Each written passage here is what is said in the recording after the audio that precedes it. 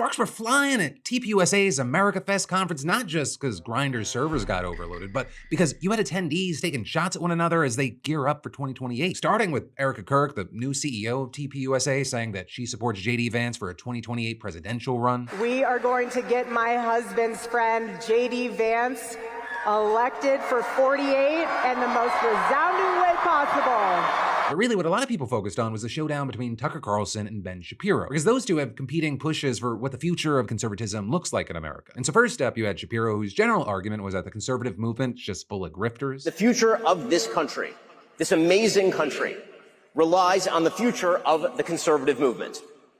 It relies on what TPUSA defines as its core mission: freedom, free markets, and limited government. But today, I want to talk about something even more important: how to discern those attempting to speak truth from frauds and grifters. Shapiro then laid out how the information landscape today is fundamentally different than in the past, right? News is no longer gatekept by legacy media, and now way more people have a huge influence across the internet. Why does that matter?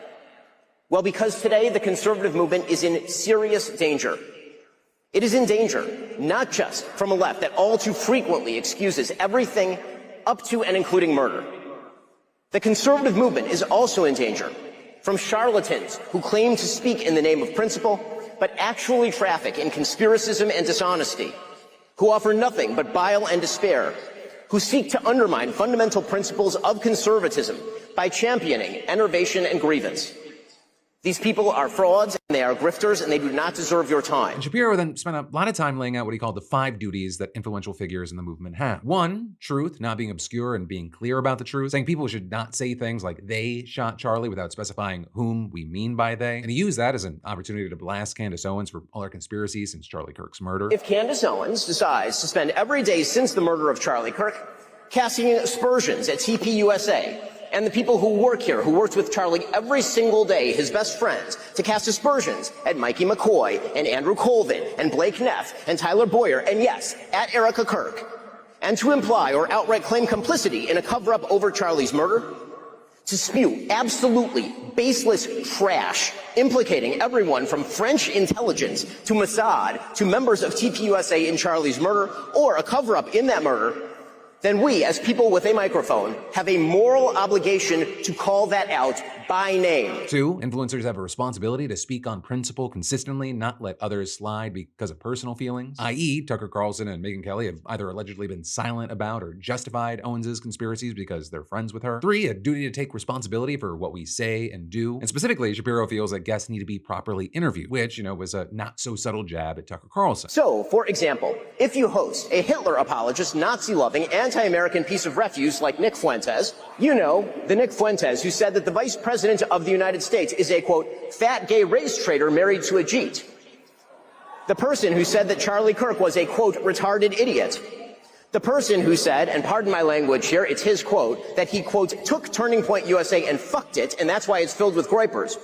If you have that person on your show and you proceed to glaze him, you ought to own it. He also added that Carlson needs to take responsibility for, quote, glazing pornographer and alleged sex trafficker Andrew Tate. 4, because political commentators owe you the truth, they also owe you actual evidence for their claims. Emotive accusations, conspiracy theories, and just gassing questions, that's lazy and stupid and misleading. None of them are a substitute for truth. None of them are a substitute for evidence. So, when Candace Owens says, I don't know, but I know, that is retarded. And we are all more retarded for having heard it. And 5, Shapiro thinks that discussion alone isn't super useful without proposing solutions. Just asking questions, positing vague conspiracies, raving like Alex Jones about the secret confederacies that control your life, none of it makes your life better. None of it. In fact, it makes your life markedly worse. Shapiro thinks that there's a plague in the conservative movement because of figures like Carlson and Owens. And while Candace wasn't at the event, she did respond online and she doubled down on her content. Every time Ben speaks, I feel more certain Israel is involved in 9/10. He's just way too invested in Charlie's murder. He never liked Charlie and he's now suddenly pretending he had a duty to defend his legacy. And adding Ben only cares about Israel's interests, so Israel is involved. Also, other commentators in the space like Tim Pool were frustrated with that response and how the conservative movement's turning into everyone criticizing one another. The space is devolving. It has devolved. I'm not interested in Candace's retardation psychobabble.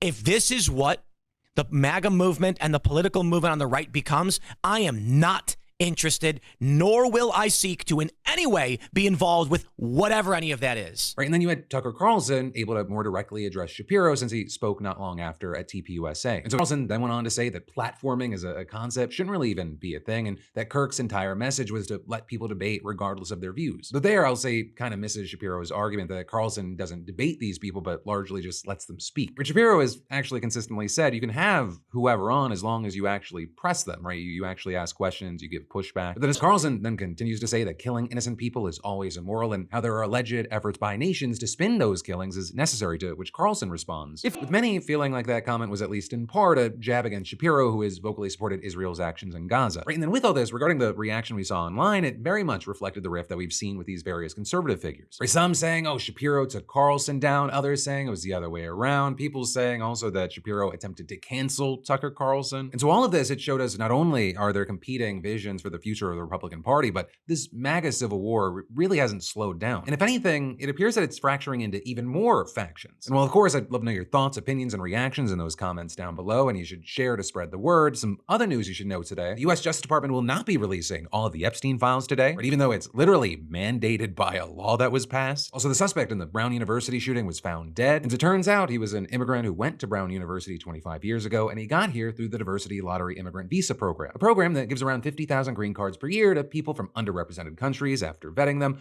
But because of this, Trump has now suspended the entire program. And then finally, Trump's handpicked board voted to rename the Kennedy Center the Trump Kennedy Center, and they are now defacing or updating the building, depending on how you look at it. Share to spread the word and subscribe to stay in the loop.